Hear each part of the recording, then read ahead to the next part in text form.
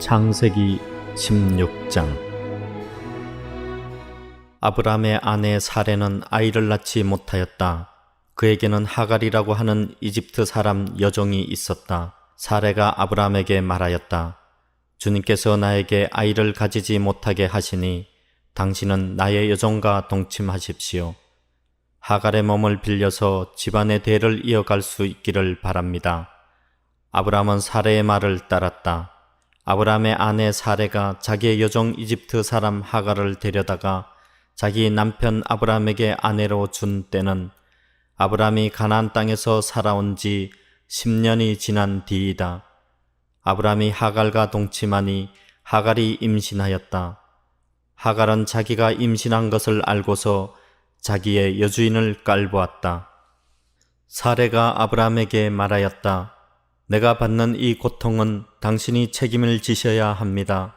나의 종을 당신 품에 안겨주었더니 그 종이 자기가 임신한 것을 알고서 나를 멸시합니다. 주님께서 당신과 나 사이를 판단하여 주시면 좋겠습니다. 아브람이 사레에게 말하였다. 여보, 당신의 종이니 당신 마음대로 할 수 있지 않소. 당신이 좋을 대로 그에게 하기 바라오. 사레가 하갈을 학대하니 하갈이 사레 앞에서 도망하였다. 주님의 천사가 사막에 있는 샘 곁에서 하갈을 만났다. 그 샘은 수르로 가는 길 옆에 있다. 천사가 물었다.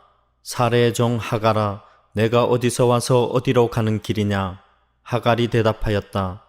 나의 여주인 사레에게서 도망하여 나오는 길입니다. 주님의 천사가 그에게 말하였다. 너의 여주인에게로 돌아가서 그에게 복종하면서 살아라. 주님의 천사가 그에게 또 일렀다. 내가 너에게 많은 자손을 주겠다. 자손이 셀 수도 없을 만큼 불어나게 하겠다. 주님의 천사가 그에게 또 일렀다. 너는 임신한 몸이다. 아들을 낳게 될 터이니 그의 이름을 이스마엘이라고 하여라. 내가 고통 가운데서 부르짖는 소리를 주님께서 들으셨기 때문이다. 너의 아들은 들나귀처럼 될 것이다. 그는 모든 사람과 싸울 것이고 모든 사람 또한 그와 싸울 것이다. 그는 자기의 모든 친족과 대결하며 살아가게 될 것이다. 하갈은 내가 여기에서 나를 보시는 하나님을 뵙고도 이렇게 살아서 겪은 일을 말할 수 있다니 하면서 자기에게 말씀하신 주님을 보시는 하나님이라고 이름지어서 불렀다. 그래서 그 샘 이름도 부헬라이로이라고 지어서 부르게 되었다. 그 샘은 지금도 가데스와 베렛 사이에 그대로 있다. 하갈과 아브람 사이에서 아들이 태어나니 아브람은 하갈이 낳은 그 아들의 이름을 이스마엘이라고 지었다. 하갈과 아브람 사이에 이스마엘이 태어날 때에 아브람의 나이는 86이었다. 창세기 17장. 아브람의 나이 99이 되었을 때에 주님께서 그에게 나타나셔서 말씀하셨다. 나는 전능한 하나님이다. 나에게 순종하며 흠없이 살아라. 나와 너 사이에 내가 몸소 언약을 세워서 너를 크게 번성하게 하겠다. 아브람이 얼굴을 땅에 대고 엎드려 있는데 하나님이 그에게 말씀하셨다. 나는 너와 언약을 세우고 약속한다. 너는 여러 민족의 조상이 될 것이다. 내가 너를 여러 민족의 아버지로 만들었으니 이제부터는 너의 이름이 아브람이 아니라 아브라함이다. 내가 너를 크게 번성하게 하겠다. 너에게서 여러 민족이 나오고 너에게서 왕들도 나올 것이다. 내가 너와 세우는 언약은 나와 너 사이에 맺는 것일 뿐 아니라 너의 뒤에 오는 너의 자손과도 대대로 세우는 영원한 언약이다. 이 언약을 따라서 나는 너의 하나님이 될 뿐만 아니라 뒤에 오는 너의 자손의 하나님도 될 것이다.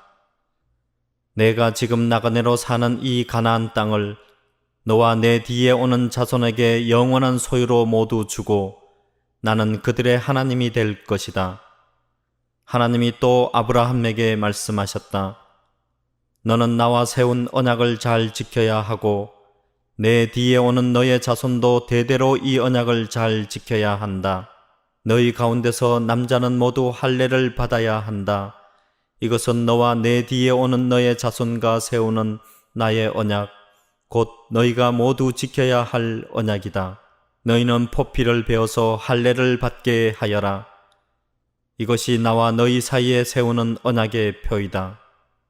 대대로 너희 가운데서 남자는 모두 난지 8해 만에 할례를 받아야 한다.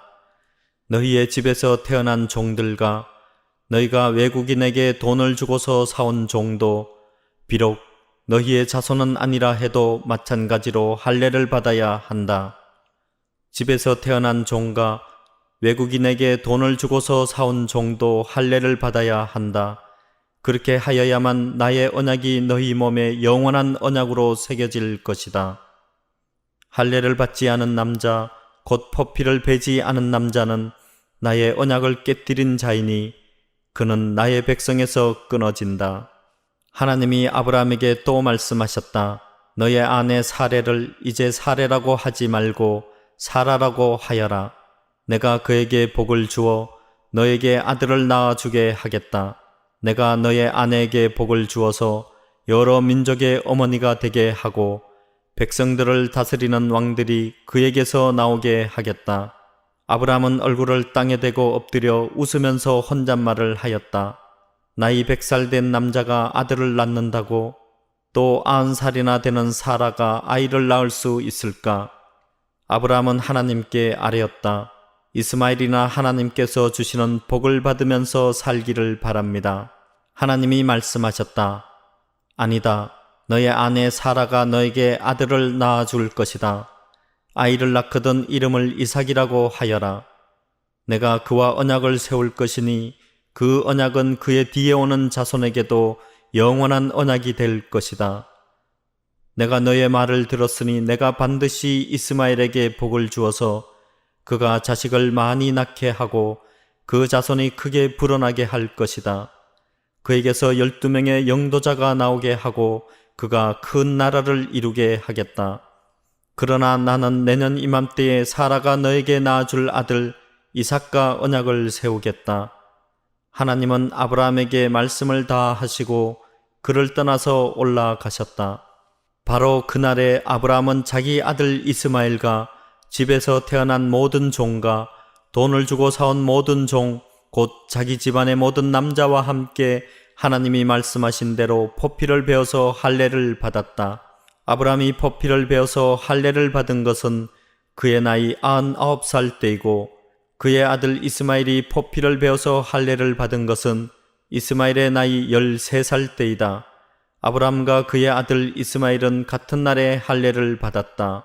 집에서 태어난 종과 외국인에게서 돈을 주고 사온 종과 아브라함 집안의 모든 남자가 아브라함과 함께 할례를 받았다. 창세기 18장. 주님께서 마므레의 상수리 나무 곁에서 아브라함에게 나타나셨다.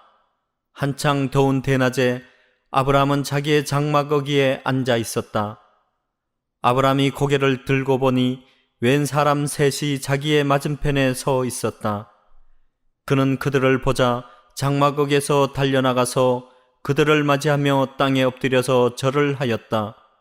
아브라함이 말하였다. 손님들께서 저를 좋게 보시면 이 종의 곁을 그냥 지나가지 마시기 바랍니다. 물을 좀 가져오라고 하셔서 발을 씻으시고 이 나무 아래서 쉬시기 바랍니다. 손님들께서 잡수실 것을 제가 조금 가져오겠습니다. 이렇게 이 종에게로 오셨으니 좀 잡수시고 기분이 상쾌해진 다음에 길을 떠나시기 바랍니다. 그들이 대답하였다. 좋습니다. 정 그렇게 하라고 하시면 사양하지 않겠습니다. 아브라함이 장막 안으로 뛰어들어가서 사라에게 말하였다. 빨리 고운 밀가루 3스아를 가지고 와서 반죽을 하여 빵을 좀 구우시오. 아브라함이 집 짐승떼가 있는 대로 달려가서 기름진 좋은 송아지 한 마리를 끌어다가 하인에게 주니 하인이 재빨리 그것을 잡아서 요리하였다. 아브라함이 엉긴 젖과 우유와 하인이 만든 송아지 요리를 나그네들 앞에 차려놓았다.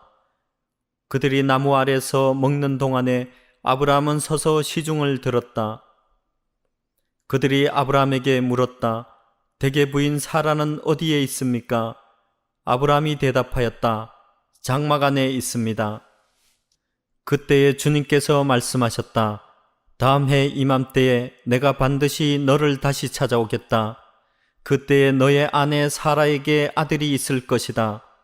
사라는 아브라함이 등지고 서 있는 장막에서 이 말을 들었다. 아브라함과 사라는 이미 나이가 많은 노인들이고 사라는 월경마저 그쳐서 아이를 낳을 나이가 지난 사람이다. 그러므로 사라는 나는 기력이 다 쇠진하였고 나의 남편도 늙었는데 어찌 나에게 그런 즐거운 일이 있으랴 하고 속으로 웃으면서 중얼거렸다. 그때에 주님께서 아브라함에게 말씀하셨다. 어찌하여 사라가 웃으면서 이 늙은 나이에 내가 어찌 아들을 낳으랴 하느냐? 나 주가 할 수 없는 일이 있느냐? 다음 해 이맘때에 내가 다시 너를 찾아오겠다. 그때에 사라에게 아들이 있을 것이다. 사라는 두려워서 거짓말을 하였다. 저는 웃지 않았습니다. 그러나 주님께서 말씀하셨다. 아니다. 너는 웃었다. 그 사람들이 떠나려고 일어서서 소돔이 내려다 보이는 데로 갔다. 아브라함은 그들을 바래다 주려고 함께 얼마쯤 걸었다. 그때에 주님께서 말씀하셨다. 내가 앞으로 하려고 하는 일을 어찌 아브라함에게 숨기랴? 아브라함은 반드시 크고 강한 나라를 이룰 것이며 땅 위에 있는 나라마다 그로 말미암아 복을 받게 될 것이다. 내가 아브라함을 선택한 것은 그가 자식들과 자손을 잘 가르쳐서 나에게 순종하게 하고 옳고 바른 일을 하도록 가르치라는 뜻에서 한 것이다. 그의 자손이 아브라함에게 배운 대로 하면 나는 아브라함에게 약속한 대로 다 이루어 주겠다. 주님께서 또 말씀하셨다. 소돔과 고모라에서 들려오는 저 울부짖는 소리가 너무 크다. 그 안에서 사람들이 엄청난 죄를 저지르고 있다. 이제 내가 내려가서 거기에서 벌어지는 모든 악한 일이 정말 나에게까지 들려온 울부짖음과 같은 것인지를 알아보겠다. 그 사람들은 거기에서 떠나서 소돔으로 갔으나 아브라함은 주님 앞에 그대로 서 있었다. 아브라함이 주님께 가까이 가서 아뢰었다. 주님께서 의인을 기어이 악인과 함께 쓸어버리시렵니까? 그 성 안에 의인이 10명이 있으면 어떻게 하시겠습니까? 그래도 주님께서는 그 성을 기어이 쓸어버리시렵니까? 의인 10명을 보시고서도 그 성을 용서하지 않으시렵니까? 그처럼 의인을 악인과 함께 죽게 하시는 것은 주님께서 하실 일이 아닙니다. 의인을 악인과 똑같이 보시는 것도 주님께서 하실 일이 아닌 줄 압니다. 세상을 심판하시는 분께서는 공정하게 판단하셔야 하지 않겠습니까? 주님께서 대답하셨다. 소돔성에서 내가 의인 10명만을 찾을 수 있으면 그들을 보아서라도 그 성 전체를 용서하겠다. 아브라함이 다시 아뢰었다. 티끌이나 재밖에 안 되는 주제에 제가 주님께 감히 아뢰입니다. 의인이 10명에서 5이 모자란다고 하면 어떻게 하시겠습니까? 5이 모자란다고 성 전체를 다 멸하시겠습니까? 주님께서 대답하셨다. 내가 거기에서 45명만 찾아도 그 성을 멸하지 않겠다. 아브라함이 다시 한번 주님께 아뢰었다. 거기에서 40명만 찾으시면 어떻게 하시겠습니까? 주님께서 대답하셨다. 그 40명을 보아서 내가 그 성을 멸하지 않겠다. 아브라함이 또 아뢰었다. 주님 노하지 마시고 제가 말씀드리는 것을 허락하여 주시기 바랍니다. 거기에서 30명만 찾으시면 어떻게 하시겠습니까? 주님께서 대답하셨다. 거기에서 30명만 찾아도 내가 그 성을 멸하지 않겠다. 아브라함이 다시 아뢰었다. 감히 주님께 아뢰입니다. 거기에서 20명만 찾으시면 어떻게 하시겠습니까? 주님께서 대답하셨다. 20명을 봐서라도 내가 그 성을 멸하지 않겠다. 아브라함이 또 아뢰었다. 주님, 노하지 마시고 제가 한 번만 더 말씀드리게 허락하여 주시기 바랍니다. 거기에서 10명만 찾으시면 어떻게 하시겠습니까? 주님께서 대답하셨다. 10명을 보아서라도 내가 그 성을 멸하지 않겠다. 주님께서는 아브라함과 말씀을 마치신 뒤에 곧 가시고 아브라함도 자기가 사는 곳으로 돌아갔다.